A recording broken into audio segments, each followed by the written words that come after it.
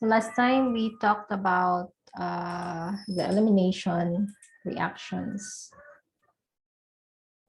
With some of this, for this elimination reaction, we still discuss again when we go so chapter 7, no, and we're able to see that there are two types of the elimination reactions: the E1, the E2 reaction, which is bimolecular, and the E1 reaction, which is also unimolecular. And of course, we learned that for the E2 reaction, and there are two reagents that would the reaction depend upon. So it would be the substrate and of course the base. No? In the elimination reaction, we always have a base. The mechanism of the elimination reaction, particularly for an E2 or for even for an E1, we have a base that would obstruct the proton H. No? For a substitution reaction, the nucleophile would always seek the positive carbon center. Okay, but for the elimination, it will always attack the base. So rather the proton, the base will always attack the proton, and it is the proton, a beta proton, that is of course adjacent to the carbon containing the leaving group. And in the same way, the SN2 reaction, the E2 reaction is also concerted. Now, when the base obstruct the proton, it is a simultaneous attack, wherein there is also this simultaneous double bond formation, and the leaving group or the halide in your E2, in your substrate also leaves. So there is, in the transition state, there is this assistance from the nucleophile to that of the proton. There is that obstruction of the proton with the nucleophile. So there is a partial bond formation and a partial bond cleavage between carbon and hydrogen, and partial bond, double bond formation when the covalent bond between carbon and hydrogen is donated to this carbon forming a double bond, and that would lead to the leaving group of the substrate, such as your bromine to be. So there are 1, 2, 3, 4 bonds involved, okay, before you produce your product, of course, here. And in the E2 reaction, you only produce one transition state before you produce your product. So in the reaction coordinate, you just see one curve, up curve, and it is the transition state that your reactants have to climb before it forms the product. Now for the E2 mechanism,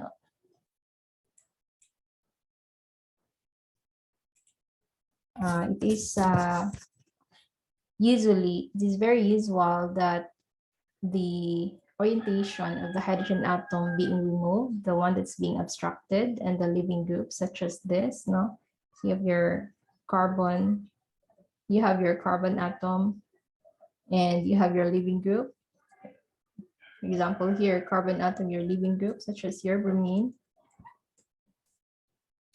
And you have a base that would obstruct the proton, the beta proton, now to form your double bond having, which is a sideways bond formation between the orbital in the adjacent carbon atoms. So here, the orientations are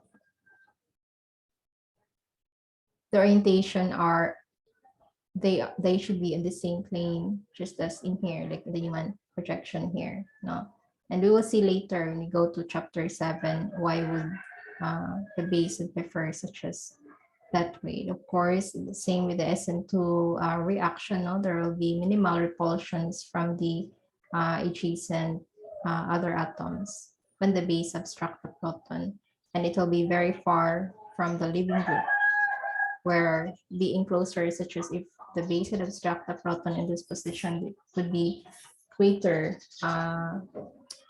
distance to the leaving group, and there will be greater repulsions as compared when they are in this position. So again, as we have mentioned, that the elimination reaction is a competing reaction, no? Can compete with the substitution reaction when with the substitution reaction, it also competes with E1. So some elimination reactions follow a pathway that would exhibit first order kinetics. Now, like you can have you only involve, or the kinetics of the reaction only involves the substrate and not the nucleophile. So for example, the one that competes would be the E1 and the SN1. Now, since for this, they would both form carbocation. So in the E1 reaction, similar with the SN1 reaction, no, the first step is the slow step that always forms the carbocation, and this carbocation, of course, is solvated by the solvent of the reaction. So if a solvent molecule reacts as a nucleophile of the positive carbon atom, the third butyl cation, the product is third butyl alcohol or third butyl ether. So let's say you have your solvent here and you have your base, no, the OH, and your base is solvated by the solvent. No? So it will so your carbocation is stabilized by the solvent having the negatively charged. Oh, this is not the base, sorry, this is not the base, this is just the solvent trying to solvate our carbocation that's being formed. So here you have your, if you remember in your SN1 reaction, we always use SN1, we always use protonated solvent. So example is your alcohol. They should use the illustration here, CH3OH, for example, like that, or water. Okay. So you can have your water or you can have your CH3CH2OH. Okay, and so it will try to solvate the carbocation using the ionic interaction or dipole interaction, positive and oxygen. So that would stabilize your carbocation. If a solvent molecule acts as a base, no, and removes one of the, and by the way, so your solvent here, this is in the solvences, your solvent is also your base, no, to form your, this is in the SN1 reaction, it's not very clear. They have to emphasize here that in the solvolysis, this is a solvolysis kind of reaction where your solvent is also your base. So I just don't like seeing the sol here. It should have been CH3, CH2. So your O, CH3, CH2, or it could be your hydrogen here, water, and you get your product. This is in the substitution reaction. The same with the SN1 reaction, no, where you get your product, where your leaving group is substituted with nucleophile. Okay, what happens here is, of course, the first step is the formation of the carbocation, and you're able to stabilize the carbocation, of course, by forming a bond here from the electrons of your nucleophile.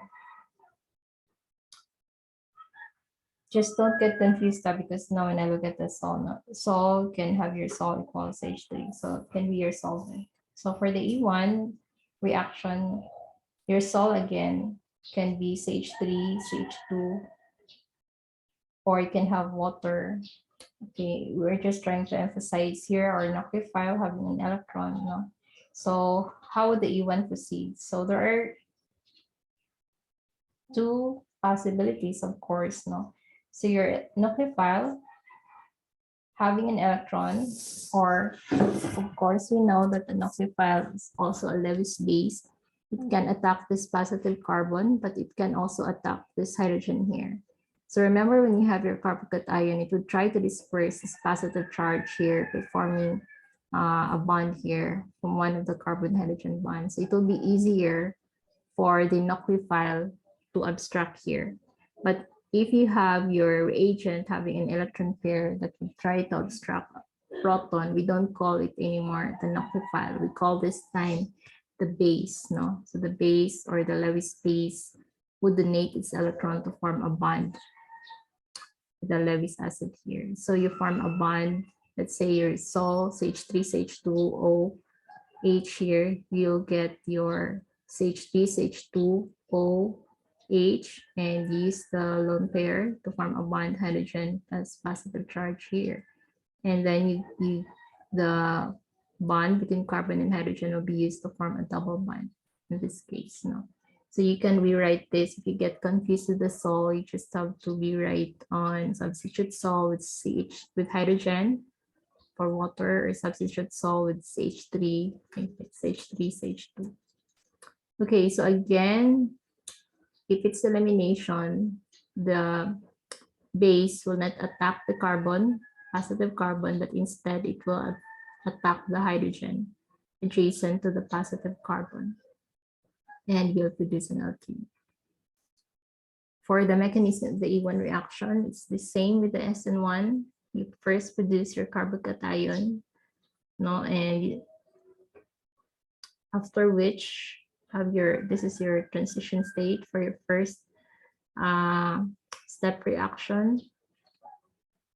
And then for the second step is once you have your carbocation, the ones that I have already mentioned, the base will abstract the proton, the beta proton. You call this one as a beta proton because it's connected to carbon adjacent to the alpha carbon. The alpha carbon is the one that contains your leaving group. So you will have here the base stacking a proton to form your, you always follow the electrons in the bond. So you have hydrogen, hydrogen, 2 electron pairs here, and you use the electron pairs to form a bond. So you get 3 bonds and dot.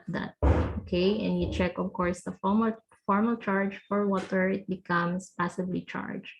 So since the hydrogen is already abstracted, the bond, the electrons that comes from the covalent bond will be used to form a double bond here with carbon. So since remember, the carbon C plus utilizes the sp2 hybrid orbitals, it's the vacant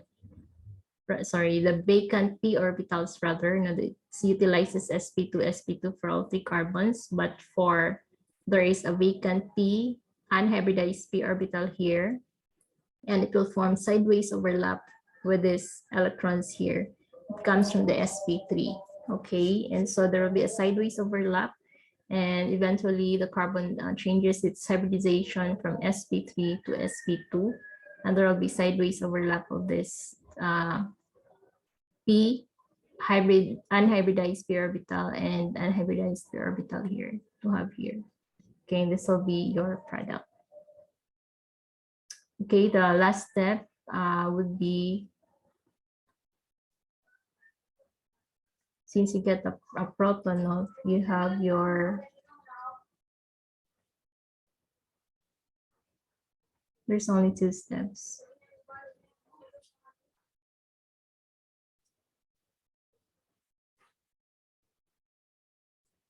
Step 2, the reaction.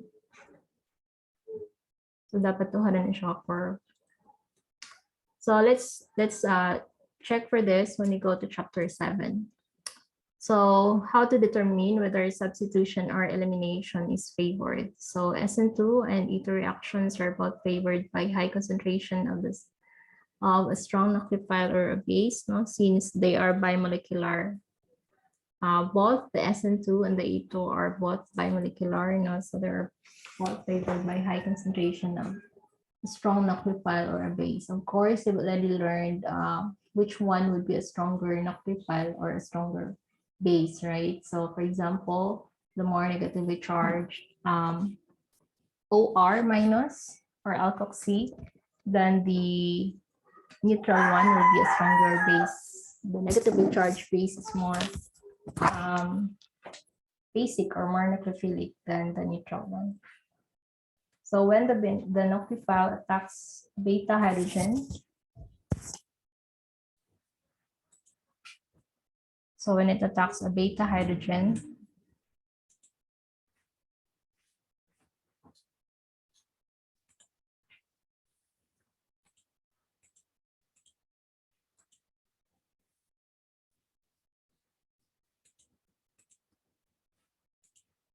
elimination, of course. So again, so of course it's very simple, right? For a nucleophile, it attacks a carbon atom that contains the leaving group. For a base, it attacks the proton rather than the carbon atom. So if it attacks the proton, that will lead you to the elimination reaction. If it attacks the carbon atom, it will lead you to a substitution reaction.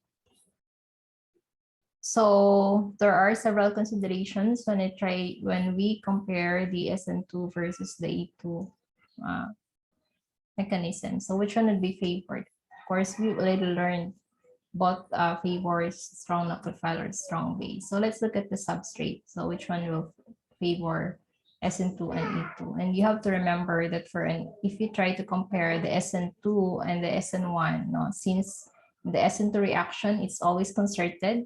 In the SN1, there is always a formation of carbocation. So when it's a concerted reaction, you always have to remember that it favors a primary or even a methyl substrate.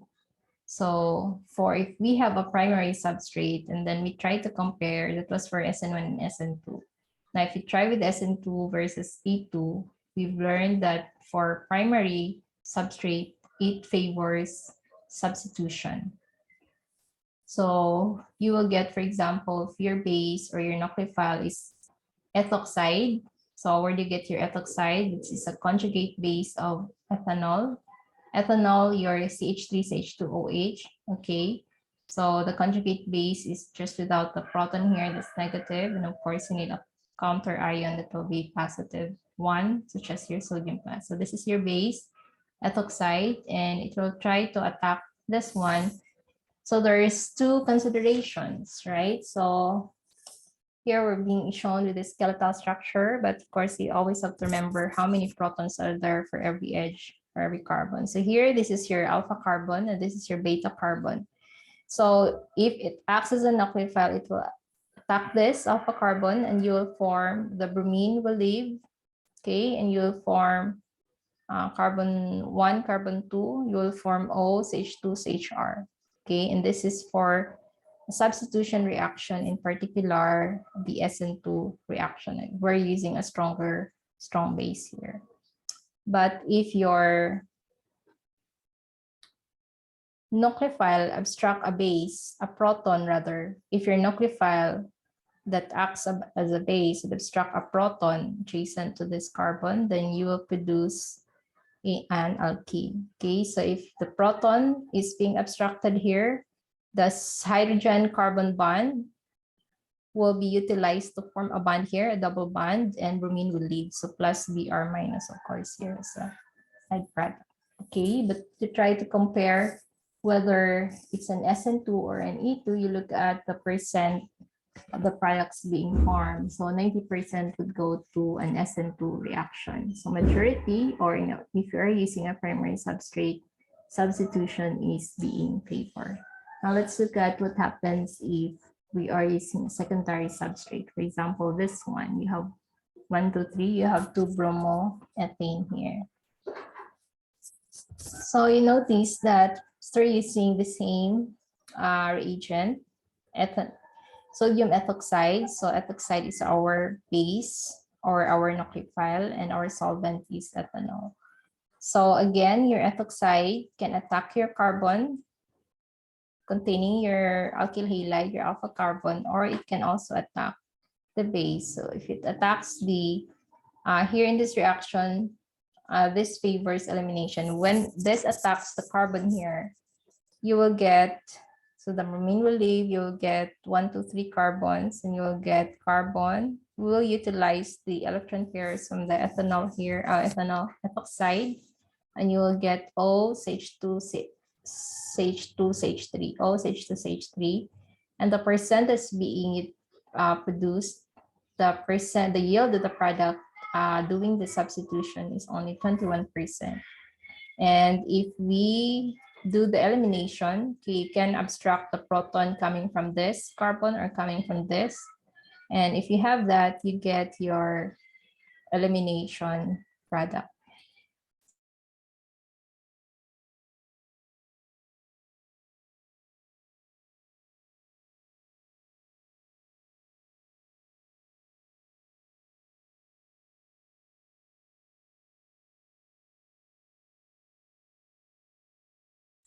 So for a secondary substrate, it favors the elimination reaction.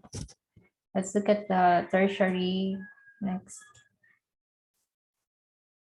Tertiary substrate, no? So let's consider this first reaction here. Still using the same reagent, ethoxide, sodium ethoxide in the presence of the solvent ethanol. And we do the reaction at room temperature. If you do the reaction at room temperature, so what happens is that you have bulky groups here. So if it does substitution reaction in the SN2 manner, it's very obstructed now by this bulky group. So in the tertiary substrate, substitution by SN2 cannot take place now because it's being hindered by this bulky group. And of course, we've learned that for SN2 reaction, it will attack from the back. It's a backside attack and it's a concerted reaction. So if we have a nucleophile here, it attacks from the back to this carbon, but it's being obstructed or hindered by this bulky group in such a way that the reaction cannot happen. So for tertiary SN2, tertiary substrate SN2 never happens. No? But if a substitution happens, no, what happened is can have an SN1 wherein, you will have your carbocation first to form you'll have your carbocation first. This one have to be assisted by the solvent to leave to have your carbocation, and you can form your substitution because you already have a carbocation. It will be easier for the nucleophile to attack.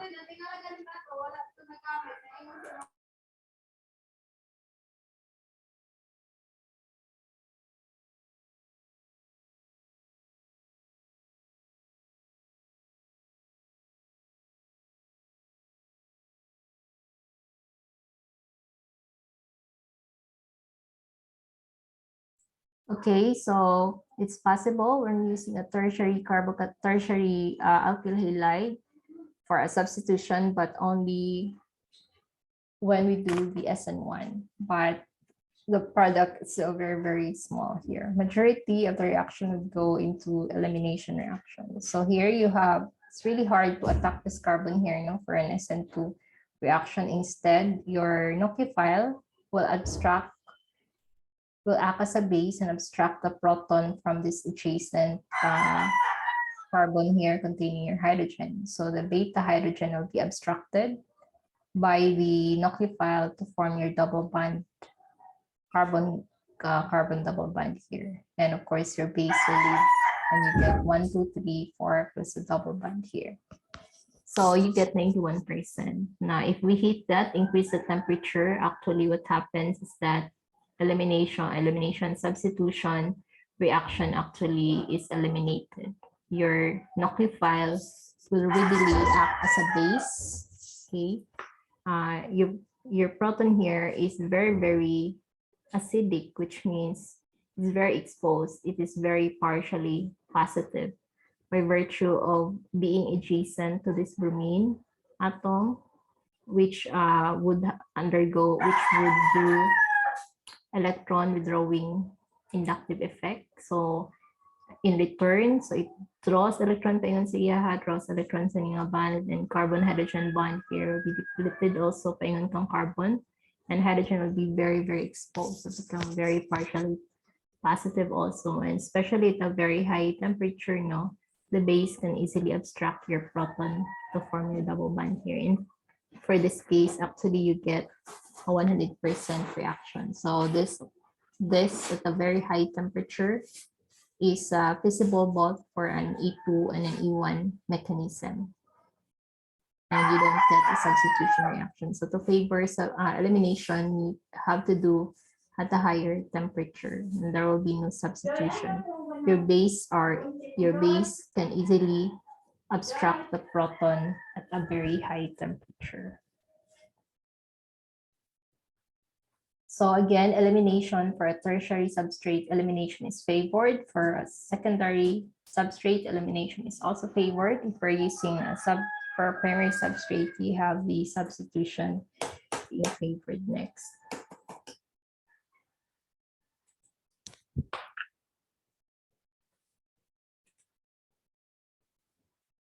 Okay, so I have already mentioned that temperature, increasing the temperature favors elimination of both for E1 and E2. So when a higher temperature, the reason is the elimination reactions have greater free energies of activation.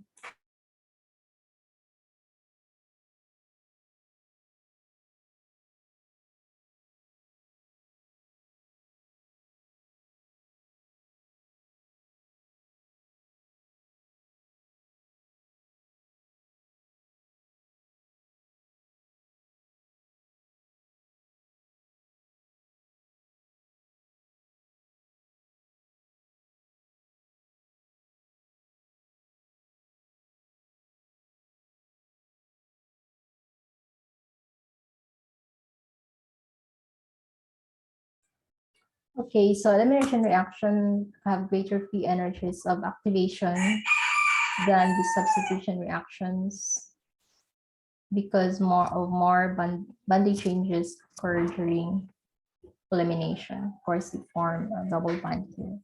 When higher temperature is used, the proportion of molecules able to surmount the energy of activation barrier for elimination increases.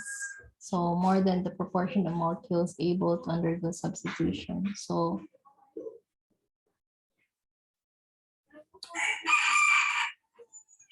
although the rate, although the rate of both substitution and elimination will also be increased. But here, when used at higher temperature, the proportion of molecules able to surmount the energy of activation barrier for elimination increases. Although both also increase now, but the elimination reactions are entropically favored over substitution because the products of an elimination reaction are greater in number than the reactants. So what happens, of course, when we do elimination, look at the elimination reaction, the number of products being formed are greater than the number than the reactants. So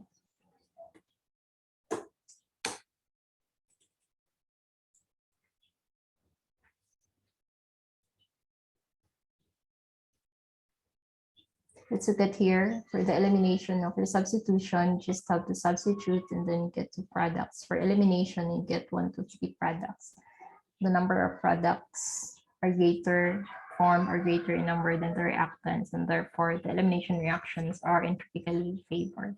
And additionally, the temperature is because the temperature is the coefficient of entropy terms in the Gibbs free energy equation. Okay, you have delta G is cos to delta H minus T delta S. An increase in temperature further increases the entropy effect. Okay, you increase this one, and so the value of the delta G also increases. So let's try to compare naman the SN2 versus the E2. No, earlier, we're trying to compare the SN2 versus E2. Let's look at the size of the base and the nucleophile. So temperature favors elimination, and if we use a strong circularly hindered base such as third butyl oxide, it also favors elimination.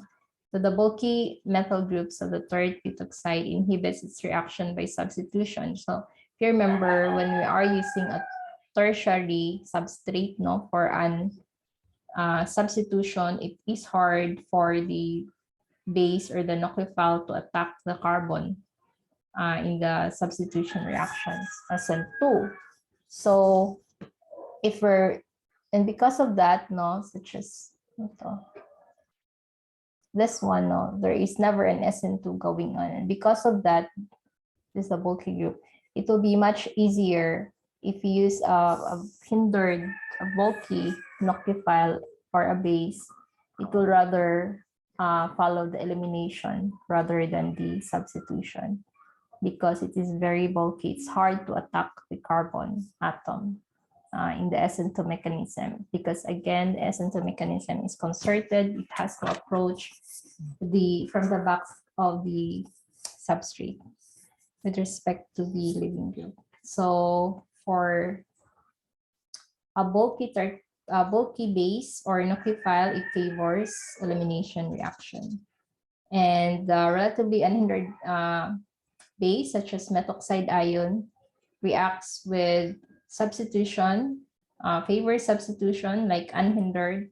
But if you have a bulky base, such as third butoxide, it favors elimination. So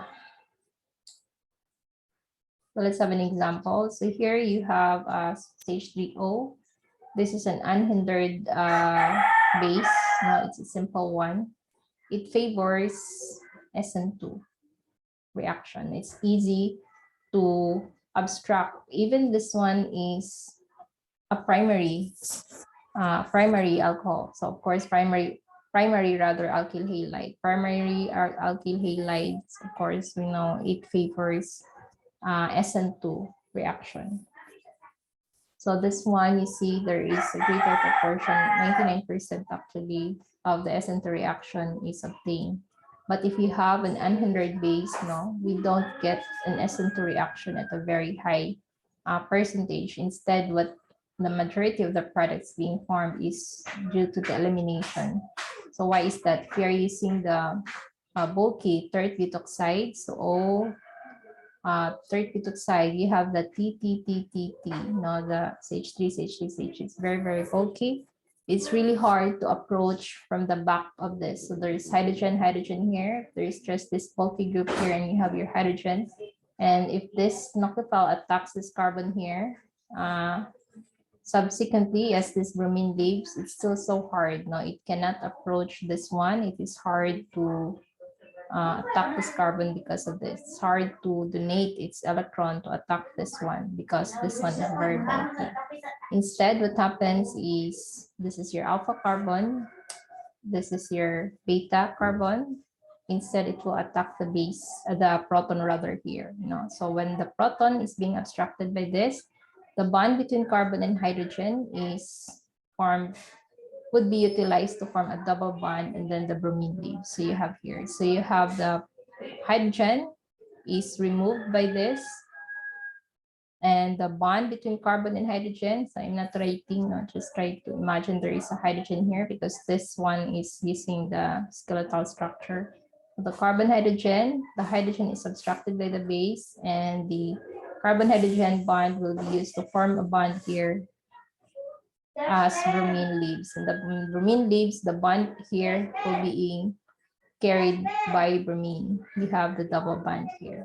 Okay, so this is an example of the elimination reaction. And if you are using a very bulky base or nucleophile, it favors an elimination over the substitution reaction. So let's consider naman the basicity and polarizability, no, of the substrate, or rather of the leaving group.